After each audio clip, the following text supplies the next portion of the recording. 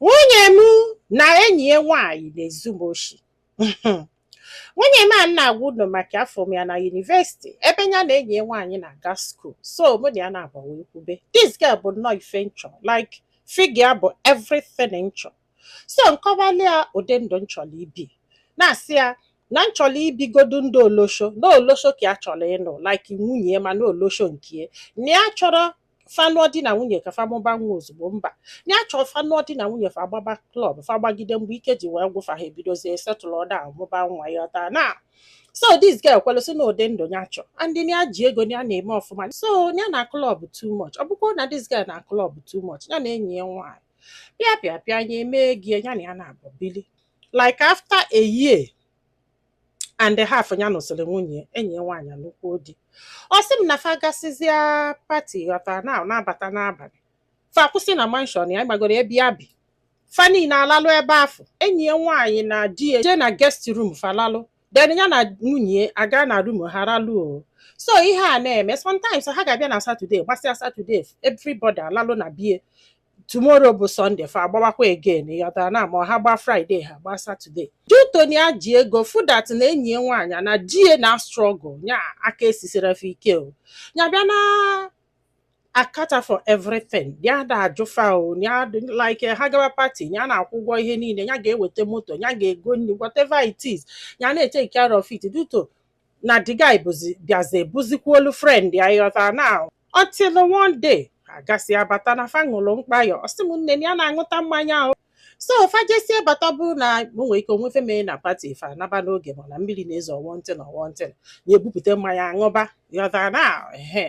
ọsị m nne ihe a na-aga until one night si pati bata kalịsị ụka na palọ ya na nwunye banyebe na room ha gadinele ala then enyi ya nwoke na enyi nwunye banye na guest room gadinele ala. So ọsị m nne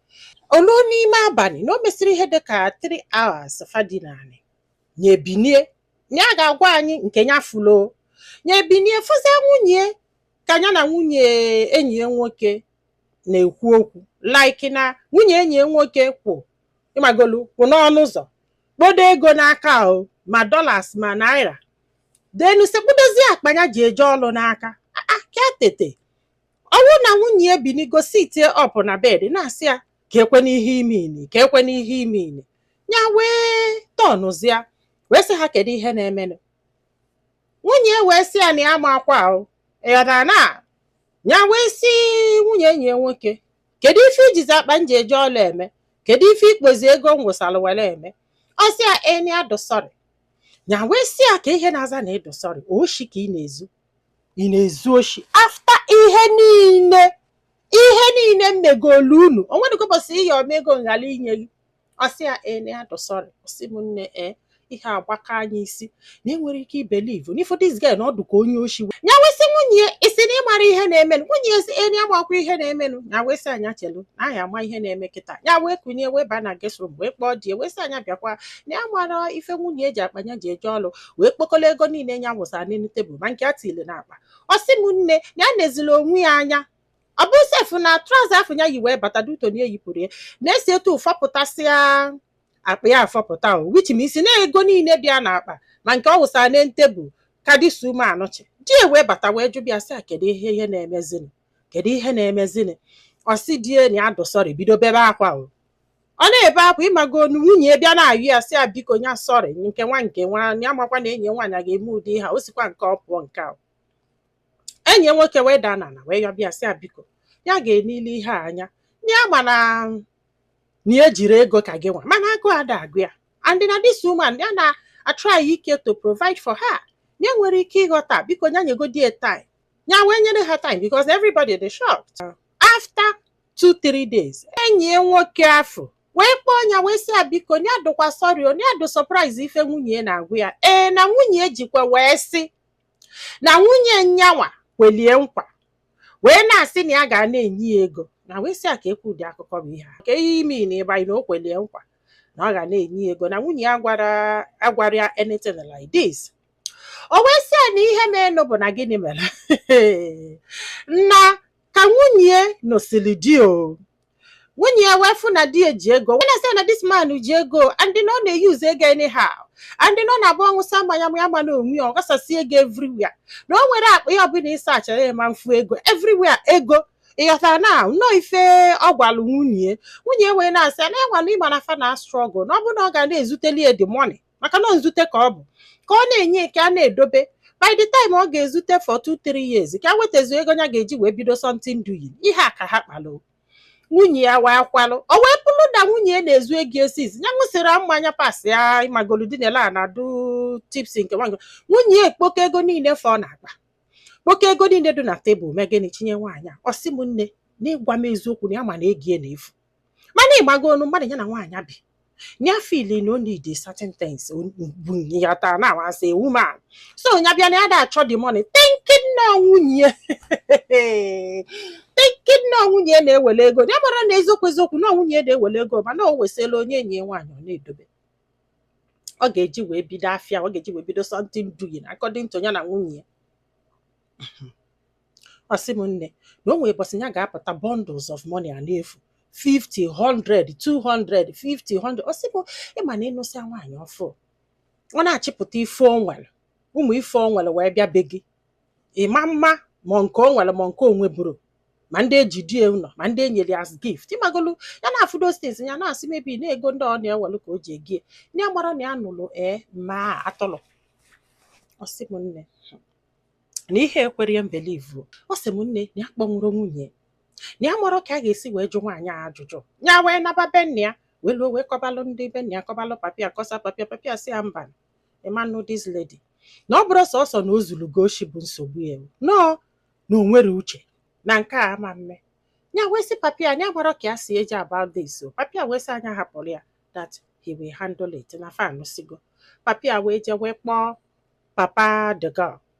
wee sị ha na nnekwu ihe nwa ha mere nya ha tikete gbakata n'aka ma ya bebe akwa sị na ọ bụkwa anụ na ọnya nwa ka ọ na-enye this money nya sị na nna efi alitego na adị nwaanyị n'ụdị no enyi nwaanyị ka ọ na-enye this money nya wee jesie wee bata magon papa ya kpọza ya na phone ma mi akpọbịa ya na phone everybody na-aba ha wesị anya kolabịa ka ọ nata kafa kwuo kafa dụ onye ọdụ kafa taa anya alụ na ntị this girl wee kolakpị ya wee na ka o jefunu ndị be ha maka ihe a report o bekwa akwa wee na-ahụ. So nabazi anya wee kpọọ ndị be ha sị ha na ya anụsigo because number 1 na this girl bụ onye oshi number 2 na o nwere uche na afụnugo nwaanyị na-eme ụdị omume na o kwere nghọta it's not like na ọ na-ekpokọta ego afụ na-edobe na-enyezi enyi nwaanyị asọ no na ọ na-ezute gị na-enye enyi nwaanyị to the point na enyi nwaanyị nwelu the god no wonder na mgbe fa na-aṅụ mmanya ya na-aṅụ na-agba elu anya na-aṅụ na-agba elu ya nwunye ya na-achị ọchị fa na-achị ọchị na ya mara na ife fachọ ka welu mmanya nyefee nya afọ ya na-alụtezie ka tapụkwa ka ya si adapụ ka o wee weziela aka bịa kpokọta ego mana ife ya na-ajụzi bụ ochiezi ka nwunye ekpokọta o wee bụrụ na ife nwunye na-ajụ ya n'abalị afọ bụ na nwunye bụ ụzọ tete wee fịa ka ọ sachịchara akpa dị o pọket nwoke mmadụ dị n'ala sachịsị anya chịkọsịala ego sachi adros chịkọsịala ego sachi adị hopeless chịkọsịala ego wee jezie bụla akpa o ji eje ọlụ wee mepee dizip nwunye wee binie ịmago ntịtịgharịa ka o wee kozielu dị akpa ka ọ gbọsọ nwunye wee sị ya ka ezi ihe ị na-eme ihe ịmago nwunye si ya ọta yudi maka na nwunye kụjara akụja ka o tete wee sị ya n'ọkwa ihe anwụ hapụ nke a na-eme ọ sị ya nwaanyị na nke ihe iji pụtabazi ya na rum anyị ka ezi ihe iji pụta ọ sị na ifu ka nwaanyị a dị ịmara ịtụ ya na di esisesi ibongi nnọọ oyili one nonsense dị na oyi wee bata na rum ya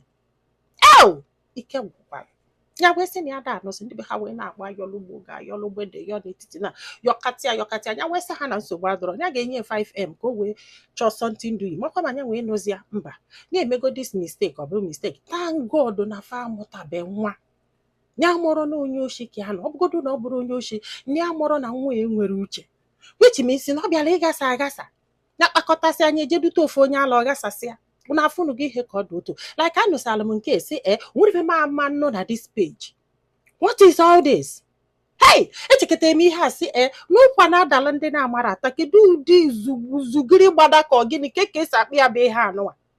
ọ bụgodo na di gị nwere money to throw around do excess ọ mara ife o ji emezi na-aghasa you are the wife you are there to guide him protect that money protect that man ifu na bongusa mmanya ọdapụ m ya nwa n'ife godu ụzọ dugodi ọdụ first mfụzi anọ ụdị mmadụ ya na-ekpokọta ego afụ na-edobe bọsị ga surprise this man bọsị ọ ga-anọgide wee nwee nsogbu n'afọ ya ma ọ n'idi ego ọ chọrọ ije bute mmadụ nkwa nshọk ọnya ọ ga-akọrị ụwa niile amụrụ m ife a ga-emeregodu nnọọ ọmụrịcha dị chukwu welu nye gị ọ hapụrụ gị ihe niile gwụsalụ nye akpọgo oloshie do everything with you want you to be happy iwe bulu mumu nke mma ọ na-ama the worst part of this thing na this girl bụ enyi nwaanyị ka na-anụ di o this girl bụ enyi nwaanyị ka na-anụ di ya na di ekabi who knows ma di ọma ife na-eme mana ọ chọrọ nwunye na ghara na-eje gwaba nwoke mmadụ ya chọọ nwunye nwanyị na ọnya ka ejide chi bụ onye ji ego mana ihe na-ewute abụrụ that money no na nwunye nwere uche ọ bụgodu dị ịchọ help this girl gwa m sị m na ịchọ help this girl nye gị one nji itinye nke gị wee help ọnya dan unu na-abịa plan na-ezu digo oshi like na-ezu nwoke isi na ịfọ n'anya na-anụ ụra na-ezu oshi you're not there to stay. In fact, I don't know what to. In fact, ihe nke agba amụgharị iti na ọnụ n'okwu a what do you think? Ọ sị bụ na ya mesi wee jesie nata ịmagolo onye akọrọ ọ na-asị ya nwaanyị o ji ya sịkwa na ọ ga-enye 5M ọ ga-eji bido afịa na o deserve ya ya na-asị ha na ekwugokwe na promise go na mami ya beketela akwa ya kati ya bekete akwa ya wee gwa mami ya sị I don't worry na ya ga-enye 5M ọ ga-eji wee bido afịa even na ya nyere ọ ga nwaanyị 1 million ka nwaanyị a bekidela akwa welisi na-eje ije mana ọ bụrụ ọ ga nwaanyị ka a na-anụ kedu ụdị mmadụ bụ ihe nke ọ bụrụ nwebe ihe ha na-eme ma ha jesie pati je ebe nwoke ha ezukọ ego niile dubie what is this ịmarazikwu na inugo di are you okay? Ọ sị bụ onye akọlọ sị na amanye dị 5M na ọnya ka ji wee weta ebe a wee sị ka amali ifu n'ụlọ ịgafe ya kwelie na nkwa even ndị be ha dị against it ndị enyi ya dị against it sa kedụ ife ọ na-enyere ego to promote ha ọtọgo ịmagolo to mee gịnị ịmagolo na ọ na-ewute lie this girl duto na enyi nwaanyị alapụtala ya ka na anụ di o na love die so ebele nwunye wee na-emele enya na-asị ka ya nye ego ka ọ gali ịdụ left out entirely dịbe ha na-asị anya try ya ndị friends ha na-asị anya try ya ịmagolo ya wee sị ka amalife ndị mmadụ sịbụna gbagba nwa bi kedu ife o jire ya ebe kedu degodo ezigbote ọgọ bụ chi onye degodo nnekwu ọgọ chukwu palụ nnọọ tọatalụ gị be gị ibelibe nwa gị si ili isi n'ọkụ chụpụ gị akwụghalịba mana mgbe ụfọdụ nwere ụmụ nwoke ndị na believe na their words like ikwu onye ikwugo yọta na ọ bụrụ na ụdị mmadụ afọ ka ịbụ then you can give that money yọta na ebe ijigolo ọnụ gị wee kwee ya bụ nkwa na ị ga-enye 5M yọta kịta amaghị iwe a na-ejekwelu na ụlọọgwụ ada ejeli ụlọọgwụ nwekwu mkpụrụ ọgwụ ọpa ịghọtago na onye ahụ ezuzulu na-aga ebe chi gị mere ga bele fụ na nwunye gị nwere uche ọ bụrụ na nke ahụ ka jidesi anya mmiri mgbe ọzọ ị ga-eje ọpa ịghọta ebe m na-eje ọ sị m na nwunye ya ka enwekwa ihe ọ na-alụ ọ bụrụ na nwaanyị ama ihe ọ ma save that money for herself to start up something or even her mom or even her brother or no na anyway enwekwala enyi ka nwanne ọbịghọtago who knows how good ha do mgbe ha na-agwụ but still ọ dịrị enough daalụdo ka ọ dị n'ụbọchị ọzọ.